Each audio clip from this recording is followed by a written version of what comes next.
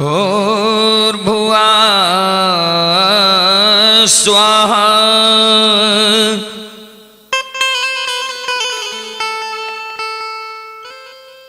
तत्सवितुर्यवरेण्यम्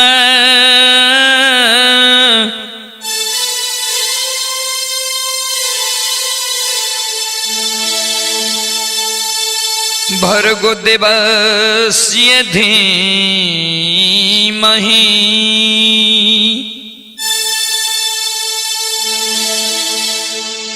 धियो यो नः प्रचोदयात्।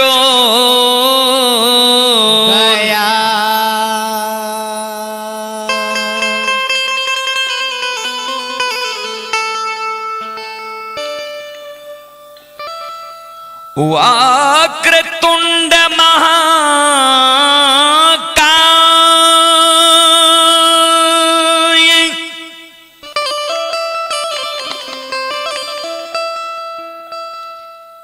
सूर्यकोटि समप्रभा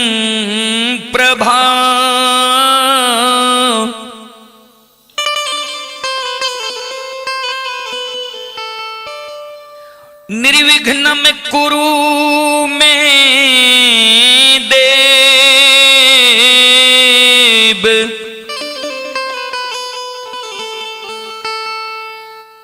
सर्वकार्येषु सर्वदा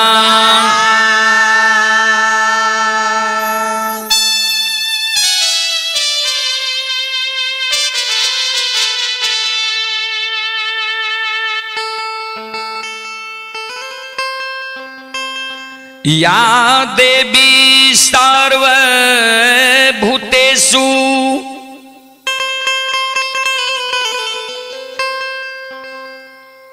विद्यारूपेण संस्थिता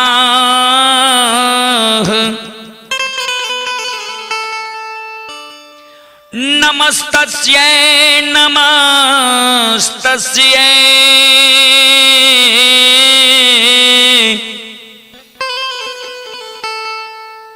नमस्तस्यै नमो नमः।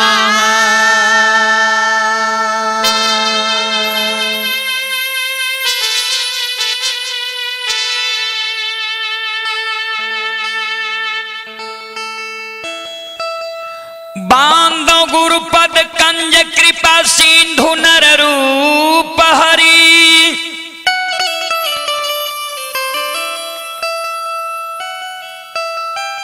महामोह तम पूंज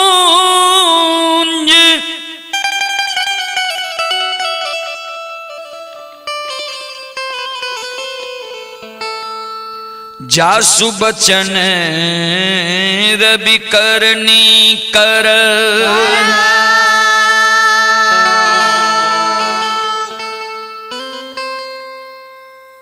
श्री गुरु चरण सरोज रज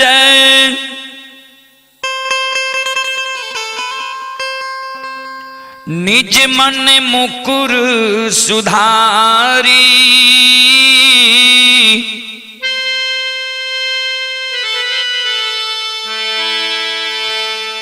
बरनौ रघुवर बिमल जसो जोदा फल रसिया बर रामचंद्र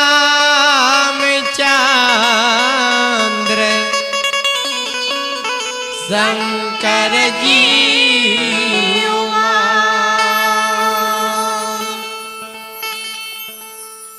बोलो बोलो माता भगवती महारानी की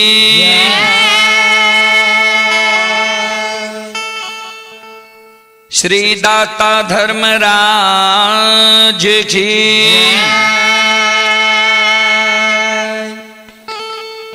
महारुद्र बजरंग बली की उमापति महादेव की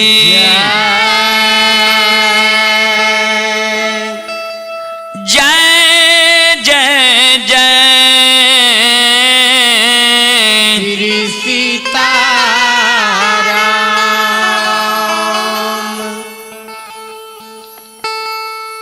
परम आदरणीय महानुभाव श्रोत सज्जन वृंद,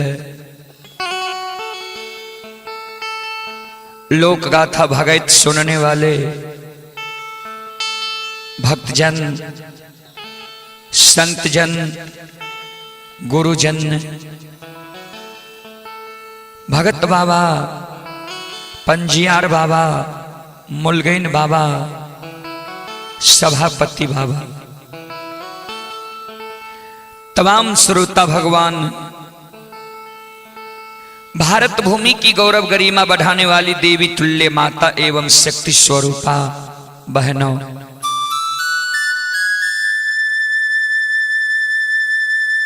मैं मां भगवती लोकगाथा भागैत मंडली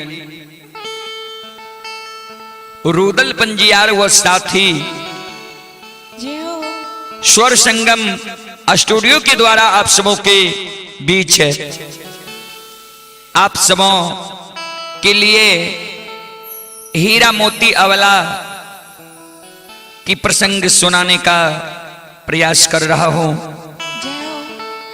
जिसका पहला भाग मैं गाने के लिए जा रहा हूं। उसमें जो भी त्रुटि गलती हो, उस त्रुटि गलती के लिए हम क्षमा प्रार्थी हैं। आप लोग बच्चे समझकर क्षमा करने की कृपा करेंगे। आइए हमारे गुरु जी परम पूज्य श्री सूर्य नारायण पंजियार व हमारे सहयोगी ही पंकज कुमार प्रेमी व संतोष कुमार कोरस गायक, रविंद्र यादव नाल वादक, मुरलीधर जी व धर्मवीर कुमार धर्म पैड वादक, सुशील जी व बबलू कुमार बादल झाल वादक, संजीव कुमार ठाकुर और रवि जी करताल वादक।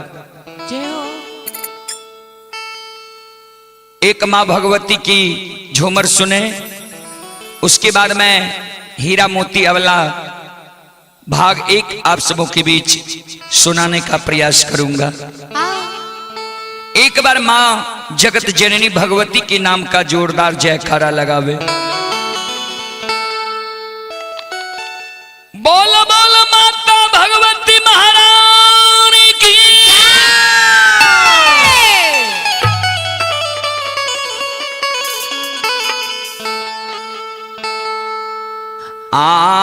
फूल के आ फूल डलिया है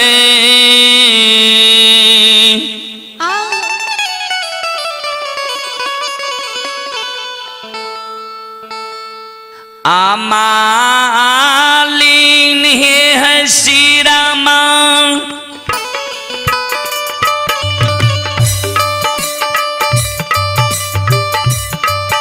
आले लकई है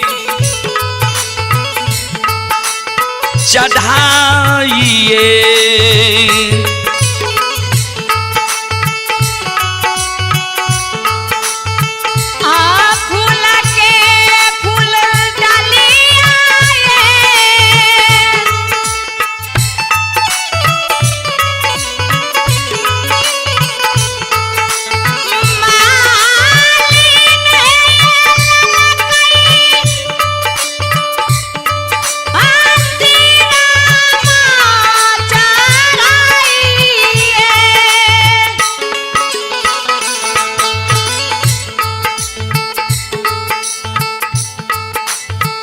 माली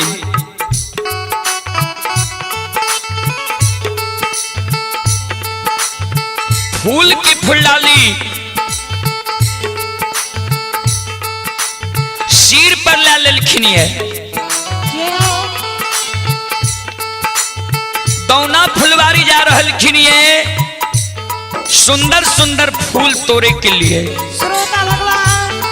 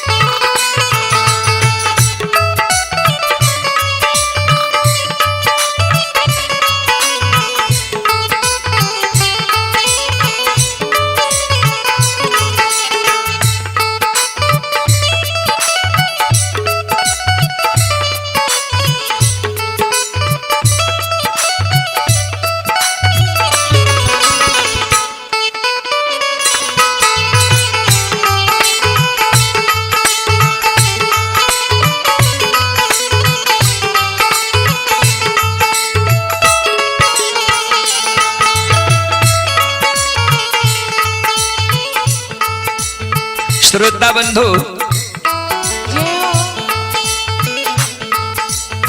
मालिन फूल की फुलडाली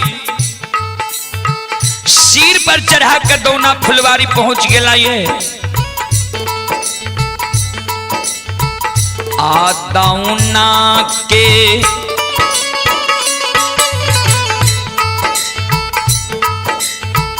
आयर पर है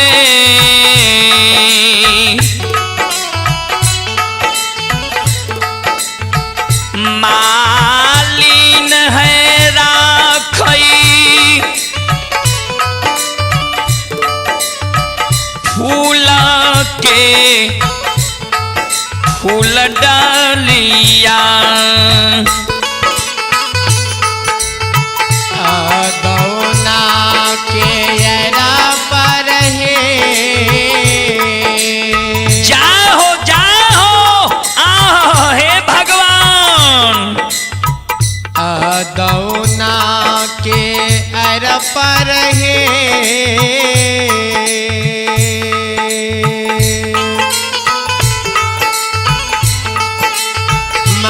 मालिन है राखई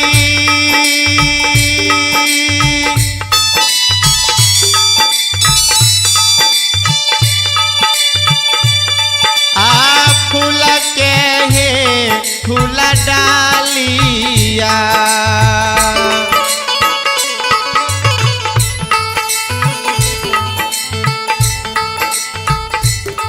दौना के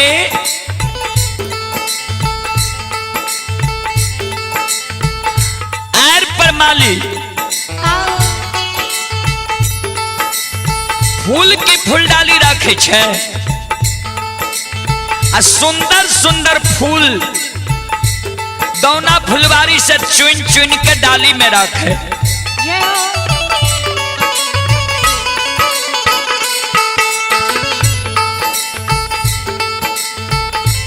सुंदर सुंदर फूल चुन चुन के फूलडाली में रखे छे।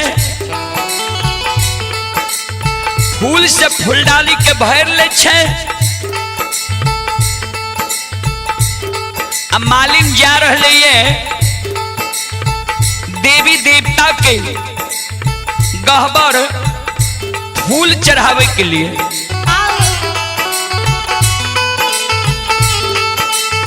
संत शिरोमणि श्रोता बाबू ध्यान से सुनवे।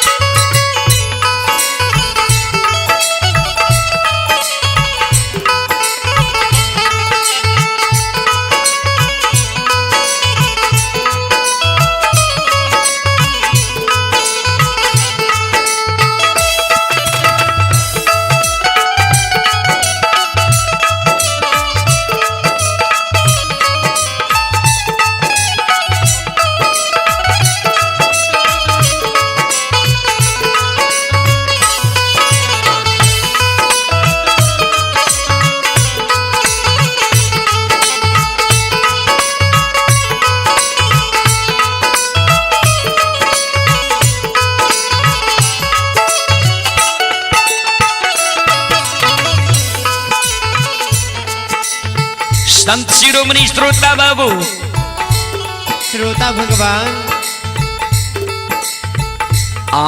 अरहुल फूल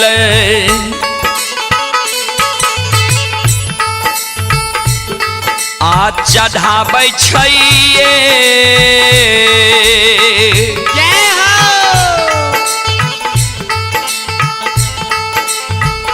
मालिन भगवती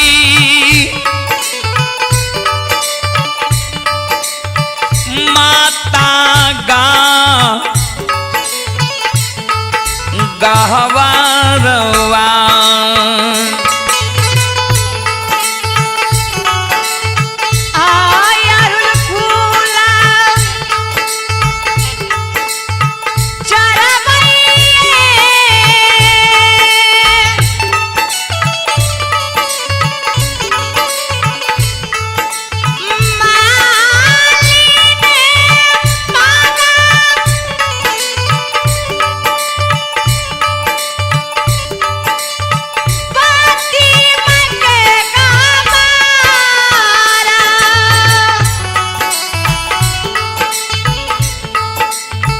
अरहुल फूल माँ जगत जननी आदि शक्ति भगवती के गहवर में मालिन चढ़ावे छे। संत शिरोमणि श्रोता बाबू हे श्रोता भगवान बेली चमेली संत बाबा कारू के गहवर में चढ़ावे छे।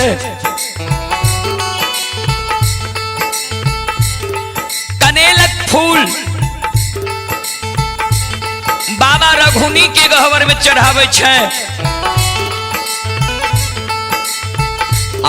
गेंदा फूल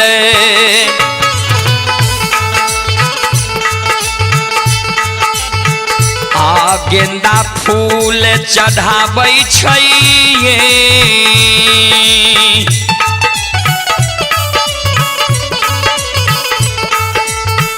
महालीन धर्मराज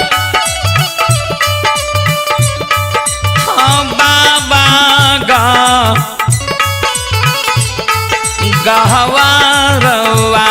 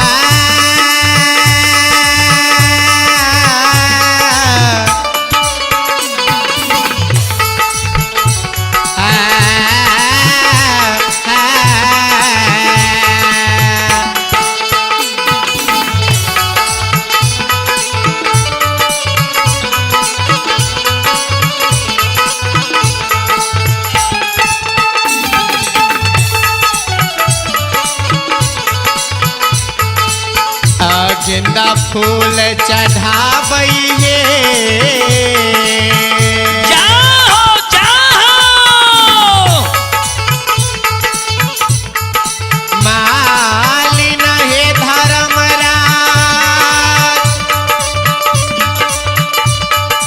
बाबा के गहबारा अजंदा फूल चढ़ाबई हे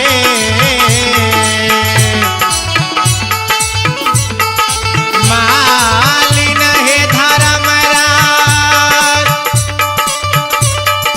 बाबा के गहबारा संत शिरोमणि श्रोता बाबू श्रोता भगवान गहवर में मालिन फूल चढ़ा दे छे कर जोड़ के खार भे जाय छे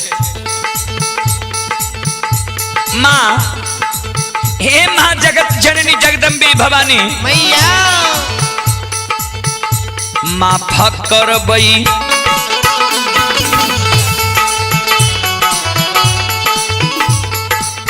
माफ ये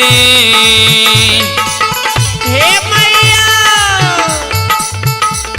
जग जननी मैया सेवक के आपा है अपराध के मैया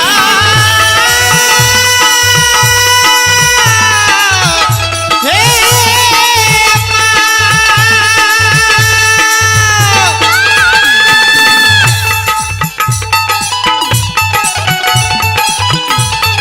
हे जगत जननी सबके दुख हरने वाली मैया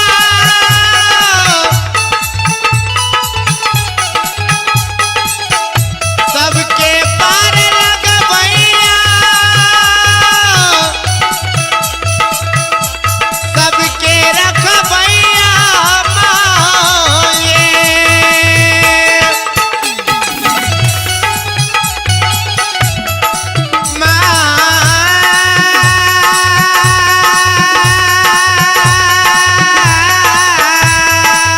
जाओ जाओ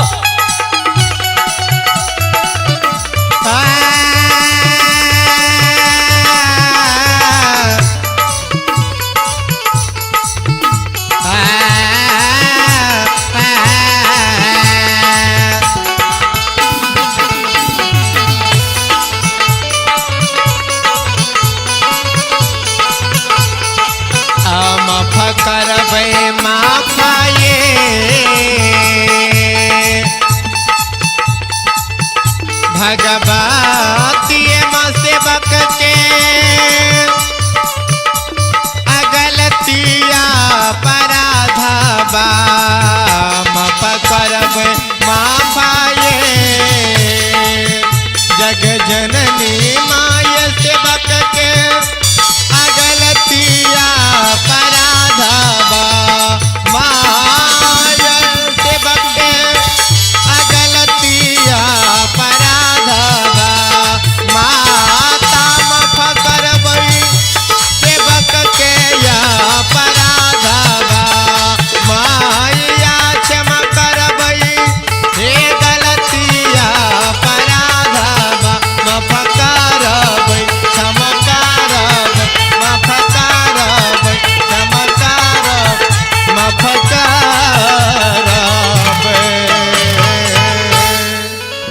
बोलो बोलो माता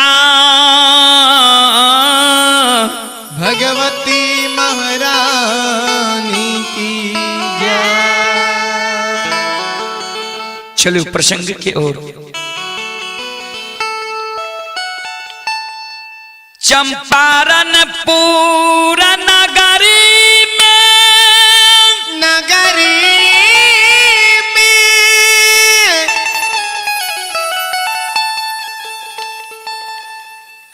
माँ के गर्भ से हे श्रोता गण भगवानियो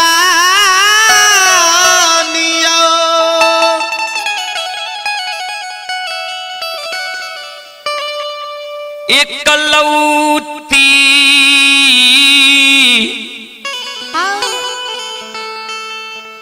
बेटी के जन्म भेलई।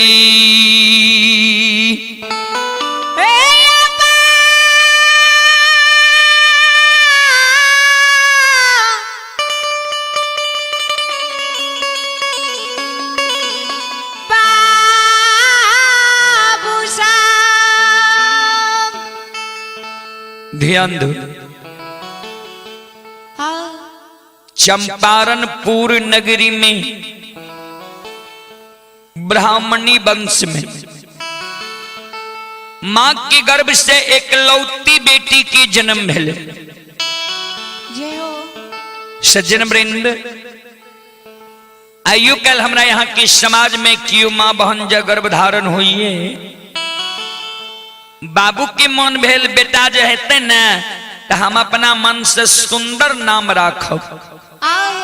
पहले से नाम बाबूजी सोच के राखे। श्रोता भगवान वह समान बाबू के मन रहे बेटा हेते तो हीरा नाम राखबे, आ माय के मन रहे बेटा हेते तो बाबू हीरा नाम राखबे करते। कहे बेटी भागले बेटा ने भेल बेटी है तो मोती नाम राखब। संयोग बस मां के गर्भ से बेटी के जन्म भेलई।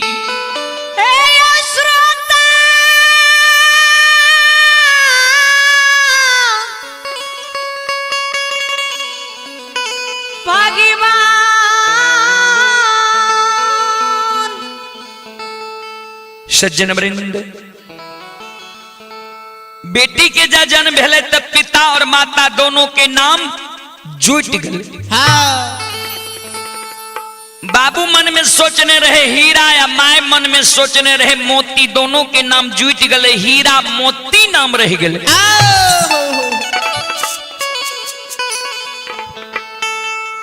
सज्जन वृंद, हीरा मोती जब बालापन में बाप के घर में रहे तो सब के दुल्हर, बाप के दुल्हर बेटी रही जय हो, माय के दुल्हर धियार है, भैया के दुलारी बहिन, भौजी के दुलारी ननंद। सज्जन वृंद, श्रोता भगवान ध्यान देवे, आज तक राजा से रंक अमीर से गरीब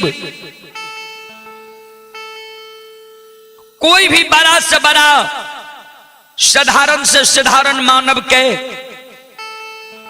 बेटी और बहन के प्रतिपाल नहीं चल रही है।